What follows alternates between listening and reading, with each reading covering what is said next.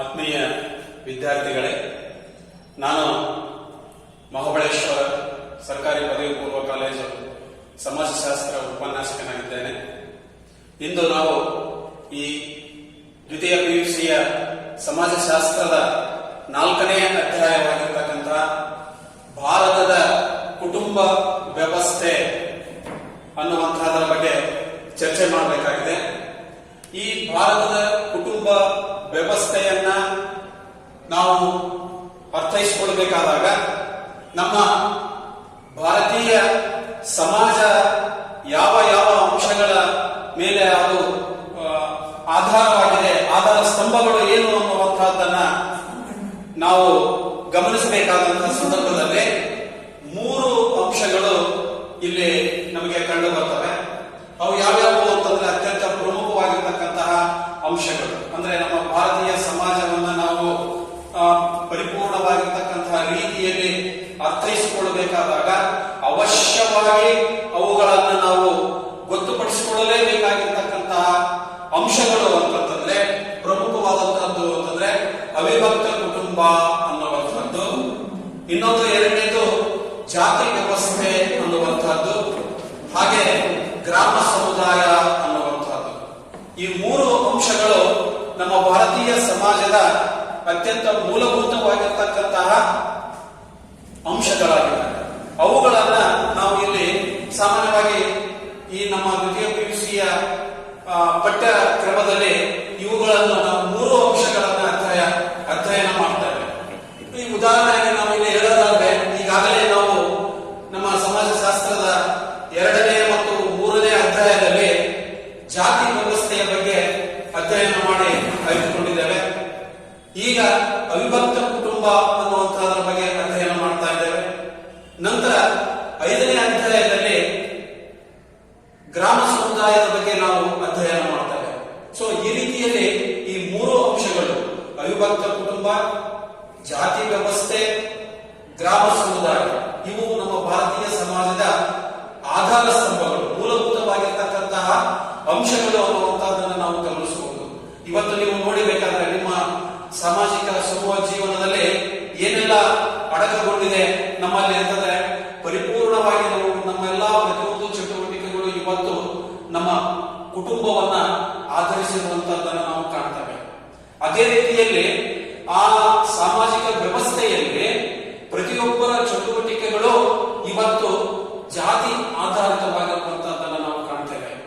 ನಾವು ಜಾತ್ಯತೀತ ರಾಷ್ಟ್ರ ಅಂತ ಹೇಳಿದ್ರು ಕೂಡ ಆದರೆ ಜಾತಿಯನ್ನ ಬಿಟ್ಟು ನಾವು ಹೊರಬರಲಿಕ್ಕೆ ಆಗ್ತಾ ಇಲ್ಲ. ಸೊ ಹೀಗಾಗಿ ಈ ಜಾತಿ ವ್ಯವಸ್ಥೆ ನಮ್ಮ ಸಮೂಹ ಜೀವನದ ಒಂದು ಆಧಾರ ಸ್ತಂಭ ಅನ್ನುವಂತಹದ್ದನ್ನು ನಾವಿಲ್ಲಿ ಹೇಳಬಹುದು. ಹಾಗೆ ಗ್ರಾಮ ಸಮುದಾಯ ಅನ್ನುವಂಥದ್ದು ನಮಗೀಗಾಗಲೇ ಗೊತ್ತಿದೆ. ನಮ್ಮ ಭಾರತ ದೇಶ ಸುಮಾರು ನಮ್ಮ ಭಾರತ ದೇಶದ ಜನಸಂಖ್ಯೆ ಇವತ್ತು 3/4ಭಾಗಕ್ಕಿಂತಲೂ ಹೆಚ್ಚು ಪ್ರಮಾಣದಲ್ಲಿ ಗ್ರಾಮೀಣ ಪ್ರದೇಶಗಳಲ್ಲಿ ವಾಸಿಸುವಂತಹದ್ದನ್ನು ನಾವು ಕಾಣ್ತೇವೆ. ಸೊ ಹೀಗಿರ್ಬೇಕಾದಾಗ ಆ ಗ್ರಾಮ ಸಮುದಾಯವನ್ನ ಅರ್ಥೈಸಿಕೊಳ್ಳಬೇಕಾಗಿರುವಂತಹದ್ದು ಕೂಡ ಬಹಳ ಅವಶ್ಯ ಅನ್ನುವಂತಹದ್ದನ್ನು ನಾವಿಲ್ಲಿ ಗಮನಿಸಬಹುದಾಗಿದೆ. ಸೊ ಈ ನಿಟ್ಟಿನಲ್ಲಿ ನಾವುಗಳು ಗಮನಿಸಿದಾಗ ಈಗ ನಾವು ಇಲ್ಲಿ ಮೊದಲನೇ ಅಂಶ ಏನಿದೆ ಅಲ್ವಾ, ಅವಿಭಕ್ತ ಕುಟುಂಬ ಅನ್ನುವಂತಹದ್ದು. ಸಾಮಾನ್ಯವಾಗಿ ನಾವು ಈ 4ನೇ ಅಧ್ಯಾಯದಲ್ಲಿ ಪರಿಪೂರ್ಣವಾಗಿ ಅವಿಭಕ್ತ ಕುಟುಂಬ ಅಂದ್ರೆ ಏನು, ಅದರ ಸ್ವರೂಪ, ಲಕ್ಷಣಗಳು, ಕಾರ್ಯಚಟುವಟಿಕೆಗಳು, ಅನುಕೂಲಗಳು, ಅನಾನುಕೂಲಗಳು ಇವುಗಳ ಬಗ್ಗೆ ನಾವು ಪರಿಪೂರ್ಣವಾಗಿ ಸಂಪೂರ್ಣವಾಗಿ ನಾವು ಅದನ್ನ ಅರ್ಥೈಸಿಕೊಳ್ಳುತ್ತೇವೆ. ಸೊ ಹೀಗಾಗಿ ಇಲ್ಲಿ ಅವಿಭಕ್ತ ಕುಟುಂಬ ಅದನ್ನ ನಾವು ಅರ್ಥೈಸಿಕೊಳ್ಳುವುದಕ್ಕಿಂತ ಪೂರ್ವದಲ್ಲಿ ಈಗಾಗಲೇ ನಾವು ಪ್ರಥಮ PUCಯಲ್ಲಿ ಸಾಮಾಜಿಕ ಸಂಸ್ಥೆಗಳು ಅನ್ನುವಂತಹ ಒಂದು ಅಧ್ಯಾಯದಲ್ಲಿ ಈ ಕುಟುಂಬ ಅನ್ನುವಂತಹದರ ಬಗ್ಗೆ ಅಧ್ಯಯನ ಮಾಡಿದ್ದೇವೆ. ಯಾಕಂದ್ರೆ ಕುಟುಂಬ ಅನ್ನುವಂತಹದ್ದು ಕೂಡ ಒಂದು ಸಾಮಾಜಿಕ ಸಂಸ್ಥೆ ಅನ್ನುವಂತಹದನ್ನ ತಿಳ್ಕೊಂಡಿದ್ದೇವೆ. ಹಾಗಾದ್ರೆ ಕುಟುಂಬ ಅಂದ್ರೆ ಏನು ಅನ್ನುವಂತಹದ್ದನ್ನು ಕೂಡ ನಾವು ಗಮನಿಸಬೇಕಾಗಿರುವಂತಹದ್ದು ಅಥವಾ ಅದನ್ನ ಪುನರಾವಲೋಕನ ಮಾಡಿಕೊಳ್ತಕ್ಕಂಥದ್ದು ಕೂಡ ಅವಶ್ಯಕವಾಗಿದೆ. ಅಂದ್ರೆ ಯಾವ ಒಂದು ಸಮೂಹ ಗಂಡ ಹೆಂಡತಿ ಸಂತಾನೋತ್ಪತ್ತಿ ಮತ್ತು ಸಾಮಾಜಿಕ ಜೀವನವನ್ನ ನಡೆಸುವಂತಹ ರೀತಿಯಲ್ಲಿ ಒಗ್ಗೂಡಿಕೊಂಡು ಜೀವನ ಪರ್ಯಂತ ಜೀವನವನ್ನ ನಡೆಸುವಂತಹ ಒಂದು ಸಮೂಹವನ್ನು ನಾವು ಇಲ್ಲಿ ಸಾಮಾನ್ಯವಾಗಿ ಕುಟುಂಬ ಅಂತ ಕರೀತೇವೆ. ಆ ಕುಟುಂಬದ ಒಂದು ವ್ಯಾಖ್ಯೆಗಳನ್ನ ಹಾಗೂ ಅದರ ಕಾರ್ಯಚಟುವಟಿಕೆಗಳನ್ನ ಅದರ ಅನುಕೂಲತೆ ಸಾಧ್ಯತೆಗಳನ್ನ ನಾವು ಈಗಾಗಲೇ ಪ್ರಥಮ PUCಯಲ್ಲಿ ನೋಡಿದ್ದೇವೆ. ಮತ್ತು ಹಾಗೆಯೇ ಕುಟುಂಬದ ಪ್ರಕಾರಗಳು ಯಾವುವು ಅನ್ನೋದನ್ನು ಕೂಡ ಪ್ರಥಮ PUCಯಲ್ಲಿ ನೋಡಿದ್ದೇವೆ. ಎರಡು ಪ್ರಮುಖವಾದಂತಹವುಗಳು ಅಂತ ನಾವು ಗಮನಿಸಿದ್ದೇವೆ. ಅಲ್ಲಿ ಅಣು ಕುಟುಂಬ ಅಥವಾ ವಿಭಕ್ತ ಕುಟುಂಬ, ಇನ್ನೊಂದು ಅವಿಭಕ್ತ ಕುಟುಂಬ ಅಂತ. ಅಣು ಕುಟುಂಬ ಅಂದ್ರೆ ಏನು ಅನ್ನುವಂಥದ್ದನ್ನು ಕೂಡ ನಾವು ನೋಡಿದ್ದೇವೆ. ಗಂಡ ಹೆಂಡತಿ ಹಾಗೂ ಅವರ ಅವಿವಾಹಿತ ಮಕ್ಕಳೊಂದಿಗೆ ಜೀವನ ನಡೆಸುವಂತಹ ಒಂದು ಕುಟುಂಬವನ್ನ ನಾವು ಅಣು ಕುಟುಂಬ ಅಂತ ನಾವಲ್ಲಿ ಕರೆದಿದ್ದೇವೆ. ಹಾಗೆ ಅವಿಭಕ್ತ ಕುಟುಂಬ ಅಂದ್ರೆ ಏನು ಅನ್ನುವಂತಹದನ್ನ ಪ್ರಥಮ PUCಯಲ್ಲಿ ಸಂಕ್ಷಿಪ್ತವಾಗಿ ನಾವು ಏನು ಗಮನಿಸಿದ್ದೇವೆ ಅಂತಂದ್ರೆ, ಈ ಅವಿಭಕ್ತ ಕುಟುಂಬ ಅನ್ನುವಂತಹದ್ದು ಅಣು ಕುಟುಂಬಗಳ ಒಂದು ಸಮಷ್ಟಿಯಾಗಿದೆ ಅನ್ನುವಂತಹದನ್ನ ನಾವಲ್ಲಿ ಅರ್ಥೈಸಿಕೊಂಡಿದ್ದೇವೆ. ಈಗ ಇಲ್ಲಿ ನಾವು ದ್ವಿತೀಯ PUCಗೆ ಬಂದಾಗ ಇದರ ಆಳವಾಗಿರ್ತಕ್ಕಂತಹ ಅಧ್ಯಯನವನ್ನು ನಾವು ಮಾಡಬೇಕಾಗಿರುವುದರಿಂದ, ಹಾಗಾದ್ರೆ ಅವಿಭಕ್ತ ಕುಟುಂಬ ಅಂದ್ರೆ ಏನು ಅನ್ನುವಂತಹದನ್ನು ನಾವು ಅರ್ಥೈಸಿಕೊಳ್ಳಬೇಕಾದ್ರೆ, ಆ ಅವಿಭಕ್ತ ಕುಟುಂಬ ಅಂದ್ರೆ ಯಾವ ಒಂದು ಕುಟುಂಬವು ಹಲವಾರು ತಲೆಮಾರುಗಳಿಂದ ಹಲವಾರು ಪೀಳಿಗೆಗಳ ಒಂದು ಸಮೂಹವಾಗಿರುತ್ತದೆ ಮತ್ತು ಒಂದೇ ಮನೆಯಲ್ಲಿ ವಾಸಿಸ್ತಾ, ಒಂದೇ ಸೂರ್ಯನಡಿ ವಾಸಿಸ್ತಾ, ಒಂದೇ ಒಲೆಯ ಮೇಲೆ ತಯಾರಿಸಿರ್ತಕ್ಕಂತಹ ಆಹಾರವನ್ನ ಸೇವನೆ ಮಾಡಿಕೊಳ್ಳುತ್ತಾ ಮತ್ತು ಪೂಜಾ ಕಾರ್ಯಗಳಲ್ಲಿ ಸಾಮಾನ್ಯವಾಗಿ ಭಾಗವಹಿಸುತ್ತಾ ಹಾಗೂ ಮುಖ್ಯಸ್ಥನ ಅಧಿಕಾರದೊಂದಿಗೆ ಕಾರ್ಯ ನಡೆಸುವಂತಹ ಒಂದು ಕುಟುಂಬವನ್ನು ನಾವಿಲ್ಲಿ ಸಾಮಾನ್ಯವಾಗಿ ಅವಿಭಕ್ತ ಕುಟುಂಬ ಅನ್ನುವಂತಹ ರೀತಿಯಲ್ಲಿ ಅರ್ಥೈಸಿಕೊಳ್ಳಬೇಕಾಗಿದೆ ಅಥವಾ ಅರ್ಥೈಸಿಕೊಳ್ಳುವಂತಹದನ್ನು ನಾವಿಲ್ಲಿ ಗಮನಿಸಬಹುದಾಗಿದೆ. ಸೊ ಹಾಗಾದ್ರೆ ಈ ಒಂದು ಅವಿಭಕ್ತ ಕುಟುಂಬ ಅನ್ನುವಂತಹದ್ದನ್ನ ನಮ್ಮ ಅನೇಕ ಸಮಾಜಶಾಸ್ತ್ರಜ್ಞರು ಅದನ್ನ ವ್ಯಾಖ್ಯಾನಿಸಿದ್ದಾರೆ. ಅದರಲ್ಲಿ ಅತ್ಯಂತ ಹೆಚ್ಚು ಅರ್ಥವಂತಂತಹದ್ದು ಮತ್ತು ಹೆಚ್ಚು ಸಮಂಜಸವಾಗಿರ್ತಕ್ಕಂತಹ ಒಂದು ವ್ಯಾಖ್ಯೆ ಯಾವುದು ಅಂತಂದ್ರೆ ಅದು ಈರಾವತಿ ಕರ್ವೆ ಅವರು ಕೊಟ್ಟಿರ್ತಕ್ಕಂತಹ ಒಂದು ವ್ಯಾಖ್ಯೆ. ಈ ಈರಾವತಿ ಕರ್ವೆ ಅನ್ನುವಂಥವರು ನಮ್ಮ ಭಾರತೀಯ ಸಮಾಜಶಾಸ್ತ್ರಜ್ಞೆಯಾಗಿದ್ದಾರೆ. ಮತ್ತು ಒಂದು ಹೆಮ್ಮೆಯ ವಿಷಯ ಏನು ಅಂತಂದ್ರೆ, ನಮ್ಮ ಭಾರತೀಯ ಸಮಾಜಶಾಸ್ತ್ರದ ಪ್ರಪ್ರಥಮ ಮಹಿಳಾ ಸಮಾಜಶಾಸ್ತ್ರಜ್ಞೆ ಅಂತ ನಾವು ಇವರನ್ನ ಕರೀತೇವೆ, ಈರಾವತಿ ಕರ್ವೆ ಅನ್ನುವಂಥವರನ್ನ. ಸೊ ಇವರು ಬರೆದಿರ್ತಕ್ಕಂತಹ ಒಂದು ಗ್ರಂಥದಲ್ಲಿ ಅದು ಯಾವುದು ಅಂತಂದ್ರೆ ಕಿನ್ಶಿಪ್ ಆರ್ಗನೈಸೇಷನ್ ಇನ್ ಇಂಡಿಯಾ ಅನ್ನುವಂತಹ ಒಂದು ಗ್ರಂಥ. ಅವಿಭಕ್ತ ಕುಟುಂಬಗಳ ಬಗ್ಗೆ ಅಧ್ಯಯನವನ್ನು ನಡೆಸಿ ಆ ಅವಿಭಕ್ತ ಕುಟುಂಬಗಳ ಒಂದು ಸಮಗ್ರವಾಗಿರ್ತಕ್ಕಂತಹ ಒಂದು ಲೇಖನವನ್ನ, ಗ್ರಂಥವನ್ನ ರೂಪಿಸಿರುವಂತಹದ್ದು ಕಿನ್ಶಿಪ್ ಆರ್ಗನೈಸೇಷನ್ ಇನ್ ಇಂಡಿಯಾ ಅನ್ನುವಂಥದ್ದು. ಈ ಒಂದು ಗ್ರಂಥದಲ್ಲಿ ಈರಾವತಿ ಕರ್ವೆ ಅವರು ಒಂದು ಸಾಮಾನ್ಯವಾಗಿರ್ತಕ್ಕಂತಹ ಒಂದು ವ್ಯಾಖ್ಯೆಯನ್ನ ನೀಡಿದ್ದಾರೆ. ಆ ವ್ಯಾಖ್ಯೆ ಹೇಗಿದೆ ಅಂತಂದ್ರೆ, ಎಷ್ಟು ಒಂದು ಸಮಂಜಸವಾಗಿದೆ ಅಂತಂದ್ರೆ, ಆ ಅರ್ಥದಲ್ಲಿನೇ, ಆ ವ್ಯಾಖ್ಯೆಯಲ್ಲಿನೇ ನಮಗೆ ಆ ಅವಿಭಕ್ತ ಕುಟುಂಬದ ಗುಣಲಕ್ಷಣಗಳು ಕೂಡ ಅದರಲ್ಲಿ ಹಲವಾರು ಒಳಗೊಂಡಿರುವಂತಹದ್ದನ್ನು ನಾವು ಗಮನಿಸಬಹುದಾಗಿದೆ. ಸೊ ಹೀಗಾಗಿ ಇವರು, ಈ ಈರಾವತಿ ಕರ್ವೆಯವರು ಏನು ಹೇಳಿದ್ದಾರೆ, ಯಾವ ರೀತಿಯಾದಂತಹ ಒಂದು ವ್ಯಾಖ್ಯೆಯನ್ನು ಅವರು ನೀಡಿದ್ದಾರೆ ಅಂತಂದ್ರೆ, ರಕ್ತ ಸಂಬಂಧಿಗಳ ಸಮೂಹವೊಂದು ಒಂದೇ ಮನೆಯಲ್ಲಿ ವಾಸಿಸುತ್ತಾ, ರಕ್ತ ಸಂಬಂಧಿಗಳ ಸಮೂಹವೊಂದು ಒಂದೇ ಮನೆಯಲ್ಲಿ ವಾಸಿಸುತ್ತಾ, ಒಂದೇ ಅಡುಗೆ ಮನೆಯಲ್ಲಿ ತಯಾರಾದ ಆಹಾರವನ್ನು ಸೇವಿಸುತ್ತಾ, ಆಸ್ತಿಯ ಮೇಲೆ ಸಮಾನವಾದಂತಹ ಹಕ್ಕನ್ನು ಹೊಂದಿ ಮತ್ತು ಕುಟುಂಬದ ಪೂಜಾ ಕಾರ್ಯಗಳಲ್ಲಿ ಸಾಮೂಹಿಕವಾಗಿ ಪಾಲ್ಗೊಳ್ಳುವಂತಹ ಕುಟುಂಬವನ್ನ ಅವಿಭಕ್ತ ಕುಟುಂಬ ಅಂತ ಕರೆದಿದ್ದಾರೆ. ಈರಾವತಿ ಕರ್ವೆ ಅವರು ಏನ್ ಹೇಳಿದ್ದಾರೆ ಇಲ್ಲಿ ಅಂತಂದ್ರೆ, ಈ ಅವಿಭಕ್ತ ಕುಟುಂಬ ಅನ್ನುವಂತಹದ್ದು ಇದು ರಕ್ತ ಸಂಬಂಧಿಗಳ ಸಮೂಹ ಅಂತ ಹೇಳಿದ್ದಾರೆ. ರಕ್ತ ಸಂಬಂಧಿಗಳ ಸಮೂಹ, ಆಮೇಲೆ ಒಂದೇ ಮನೆಯಲ್ಲಿ ವಾಸಿಸುತ್ತಾ ಮತ್ತು ಒಂದೇ ಅಡಿಗೆ ಮನೆಯಲ್ಲಿ ತಯಾರಾದ ಆಹಾರವನ್ನು ಸೇವಿಸುತ್ತಾ ಹಾಗೂ ಸಾಮಾನ್ಯವಾಗಿ ಪೂಜಾ ಕಾರ್ಯದಲ್ಲಿ ಎಲ್ಲರೂ ಭಾಗವಹಿಸುವಂತಹ ಕುಟುಂಬವನ್ನ ನಾವು ಇಲ್ಲಿ ಈರಾವತಿ ಕರ್ವೆಯವರು ಅವಿಭಕ್ತ ಕುಟುಂಬ ಅಂತ ಕರೆದಿದ್ದಾರೆ. ಅತ್ಯಂತ ಬಹಳ ಸರಳವಾದ ರೀತಿಯಲ್ಲಿ ಮತ್ತು ಬಹಳಷ್ಟು ಸ್ಪಷ್ಟವಾದಂತಹ ರೀತಿಯಲ್ಲಿ ಈ ವ್ಯಾಖ್ಯೆಯನ್ನ ಈರಾವತಿ ಕರ್ವೆಯವರು ನೀಡಿರುವಂತಹದ್ದನ್ನು ನಾವಿಲ್ಲಿ ಗಮನಿಸ್ತೇವೆ. ಹಾಗೇನೆ ಮತ್ತೋರ್ವ ಸಮಾಜಶಾಸ್ತ್ರಜ್ಞರಾಗಿರ್ತಕ್ಕಂತಹ ಕೆ ಕಪಾಡಿಯ ಅವರು ಕೂಡ ಅವರದೇ ಆಗಿರ್ತಕ್ಕಂತಹ ರೀತಿಯಲ್ಲಿ ಒಂದು ವ್ಯಾಖ್ಯೆಯನ್ನು ನೀಡಿದ್ದಾರೆ.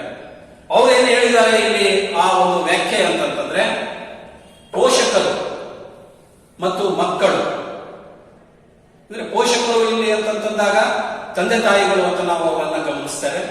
ಆ ಪೋಷಕರು ಮತ್ತು ಮಕ್ಕಳು ಮತ್ತು ತಂದೆ ಅಥವಾ ತಾಯಿಯ ಸಂಬಂಧಿಕರು ಒಟ್ಟು ಕೂಡಿ ಜೀವನ ನಡೆಸುವಂತಹದ್ದನ್ನ ಇವರು ಅವಿಭಕ್ತ ಕುಟುಂಬ ಅಂತ ಕರೆದಿರುವಂತಹದ್ದನ್ನ ನಾವಿಲ್ಲಿ ಕಾಣ್ತೇವೆ. ಸೊ ಹೀಗಾಗಿ ಈ ಇಬ್ಬರು ಸಮಾಜಶಾಸ್ತ್ರಜ್ಞರು ನೀಡಿರುವಂತಹ ನಾವು ವ್ಯಾಖ್ಯೆಗಳನ್ನ ಇಲ್ಲಿ ಗಮನಿಸಿದ್ದೇವೆ. ಈ ವ್ಯಾಖ್ಯ ಅರ್ಥ ಮತ್ತು ವ್ಯಾಖ್ಯೆಗಳಿಗೆ ಸಂಬಂಧಿಸಿದಂತೆ ನಾವು ಗಮನಿಸೋದಾದ್ರೆ ಇಲ್ಲಿ ಮೊಟ್ಟ ಮೊದಲನೇದಾಗಿ ಭಾರತೀಯ ಸಮಾಜದ ಆಧಾರ ಸ್ತಂಭಗಳು ಯಾವುವು ಅನ್ನೋದನ್ನು ನಾವು ಇಲ್ಲಿ ಗಮನದಲ್ಲಿಟ್ಕೊಳ್ಬೇಕು. ಯಾಕಂದ್ರೆ ಇದನ್ನ ಪರೀಕ್ಷೆಗಳಲ್ಲಿ 2 ಅಂಕದ ಪ್ರಶ್ನೆಗಳಿಗೂ ಕೂಡ ಕೇಳಬಹುದು. ಆಗ ನಾವು ಉತ್ತರಿಸಬಹುದಾಗಿರ್ತಕ್ಕಂಥದ್ದು ಏನು ಅಂತಂದ್ರೆ, ನಮ್ಮ ಭಾರತೀಯ ಸಮಾಜದ ಆಧಾರ ಸ್ತಂಭಗಳು ಅಂತಂದಾಗ ಅವಿಭಕ್ತ ಕುಟುಂಬ ಅನ್ನುವಂತಹದ್ದು ಒಂದು, ಜಾತಿ ವ್ಯವಸ್ಥೆ ಅನ್ನುವಂತಹದ್ದು ಮತ್ತೊಂದು, ಹಾಗೂ ಮೂರನೇದಾಗಿ ಗ್ರಾಮ ಸಮುದಾಯ ಅನ್ನುವಂತಹದ್ದು. ಸೊ ಈ 3 ಅಂಶಗಳನ್ನು ನಾವು ಸ್ಪಷ್ಟವಾಗಿ ಗಮನದಲ್ಲಿಟ್ಟುಕೊಳ್ಳಬೇಕು. ಸೊ ಈ 3 ಅಂಶಗಳಲ್ಲಿ ಅತ್ಯಂತ ಪ್ರಮುಖ ಅಥವಾ ನಾವು ಇವತ್ತು ಏನು ಗಮನಿಸಬೇಕಾಗಿರುವಂತಹ ವಿಷಯ ಅಂತಂದ್ರೆ ಅವಿಭಕ್ತ ಕುಟುಂಬ.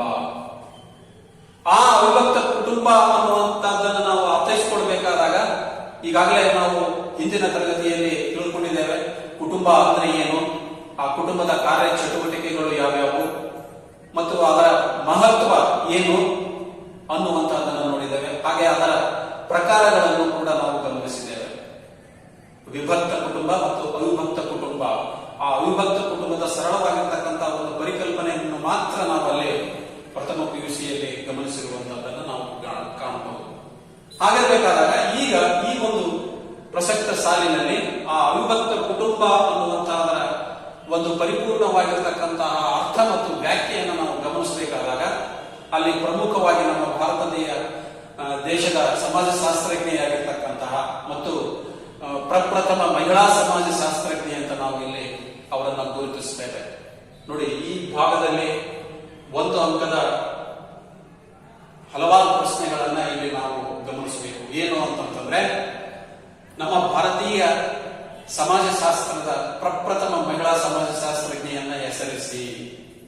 ಆಗ ನಾವಲ್ಲಿ ಈರಾವತಿ ಕಾರ್ವೆ ಇವರು ನಮ್ಮ ಭಾರತೀಯ ಪ್ರಪ್ರಥಮ ಮಹಿಳಾ ಸಮಾಜಶಾಸ್ತ್ರಜ್ಞೆ ಅಂತ ಹೇಳಬೇಕಾಗುತ್ತೆ. ಹಾಗೆ ಮತ್ತೇನು ಕೇಳಬಹುದು ಅಲ್ಲಿ ಅಂತಂದ್ರೆ, ಈರಾವತಿ ಕರ್ವೆಯವರು ಬರೆದಿರ್ತಕ್ಕಂತಹ ಗ್ರಂಥವನ್ನ ಹೆಸರಿಸಿ ಅಂತ ಕೇಳಬಹುದು. ಅಥವಾ ಕಿನ್ಶಿಪ್ ಆರ್ಗನೈಸೇಷನ್ ಇನ್ ಇಂಡಿಯಾ ಅನ್ನುವಂತಹ ಗ್ರಂಥದ ಕರ್ತೃ ಯಾರು ಅಂತ ಕೇಳಬಹುದು. ಆಗ ನಾವು ಅಲ್ಲಿ ಅದರ ಕರ್ತೃ ಈರಾವತಿ ಕರ್ವೆ ಅನ್ನುವಂತಹದನ್ನ ಸೂಚಿಸಬೇಕಾಗುತ್ತೆ. ಸೊ ಈ ರೀತಿಯಲ್ಲಿ 1 ಅಂಕದ ಮತ್ತು 2 ಅಂಕದ ಪ್ರಶ್ನೆಗಳನ್ನ ಇಲ್ಲಿ ಕೇಳುವಂತಹ ಸಾಧ್ಯತೆಗಳಿರುತ್ತದೆ. ಅದಕ್ಕೆ ಇವುಗಳನ್ನ ನೀವು ಸ್ಪಷ್ಟವಾಗಿ ನೆನಪಿನಲ್ಲಿಟ್ಕೋಬೇಕು. ಹಾಗೇನೆ 2 ಅಂಕದ ಪ್ರಶ್ನೆಗೆ ಈರಾವತಿ ಕರ್ವೆಯವರ ಪ್ರಕಾರ ಅವಿಭಕ್ತ ಕುಟುಂಬವನ್ನ ವ್ಯಾಖ್ಯಾನಿಸಿ ಅಂತ ಕೂಡ ಅಲ್ಲಿ ಕೇಳಬಹುದು. ಅದರ ವ್ಯಾಖ್ಯೆಯನ್ನು ನಾವು ಸ್ಪಷ್ಟವಾಗಿ ಗಮನದಲ್ಲಿಟ್ಕೋಬೇಕು. ಈ ವ್ಯಾಖ್ಯೆ 2 ಅಂಕದ ಪ್ರಶ್ನೆಗೂ ಕೂಡ ಬರುತ್ತೆ. ಆ ನಂತರ ಮುಂದೆ ನಾವೇನು ಚರ್ಚೆ ಮಾಡಲಿದ್ದೇವೆ ಅವಿಭಕ್ತ ಕುಟುಂಬದ ಗುಣಲಕ್ಷಣಗಳು, ಅದರಲ್ಲಿ ಈ ವ್ಯಾಖ್ಯೆಯಲ್ಲಿರ್ತಕ್ಕಂತಹ ಅಂಶಗಳು ಪ್ರತಿಯೊಂದು ಲಕ್ಷಣಗಳಾಗಿ ನಮಗೆ ಗಮನಕ್ಕೆ ಬರುವಂತಹದ್ದನ್ನು ನಾವಿಲ್ಲಿ ಗಮನಿಸಬಹುದಾಗಿದೆ. ಈ ಅವಿಭಕ್ತ ಕುಟುಂಬದ ಅರ್ಥ ಮತ್ತು ವ್ಯಾಖ್ಯೆಯನ್ನು ನೋಡಿದ ನಂತರ ನಾವು ಇಲ್ಲಿ ಅವಿಭಕ್ತ ಕುಟುಂಬದ ಗುಣಲಕ್ಷಣಗಳು ಏನು ಅನ್ನುವಂತಹದ್ದನ್ನು ಗಮನಿಸಬಹುದಾಗಿದೆ. ಆ ಅವಿಭಕ್ತ ಕುಟುಂಬ ಯಾವ ರೀತಿಯಾಗಿರ್ತಕ್ಕಂತಹ ಸ್ವರೂಪ ಲಕ್ಷಣವನ್ನು ಅದು ಹೊಂದಿದೆ ಅನ್ನುವಂತಹದ್ದನ್ನು ನಾವು ಇಲ್ಲಿ ಗಮನಿಸಿದಾಗ ಇಲ್ಲಿ ಪ್ರಮುಖವಾಗಿ 9 ಅಂಶಗಳು ಬರುವಂತಹದ್ದನ್ನು ನಾವು ಕಾಣಬಹುದಾಗಿದೆ.